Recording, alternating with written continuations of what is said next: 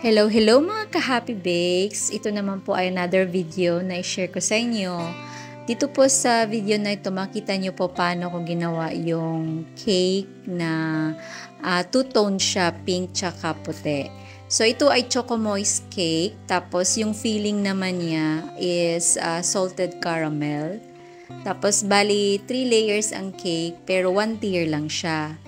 Now, kinakram coat ko muna, tapos yung frosting ginamit ko dito is yung whip it ulit.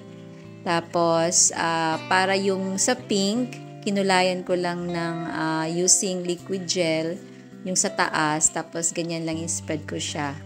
Then, yung sa baba, nagpipe ako ng white frosting, tapos ito parang may design siya. Then, yung cake naman, nilagyan ko to ng mga printed na flowers in rice paper. So, edible po ito siya.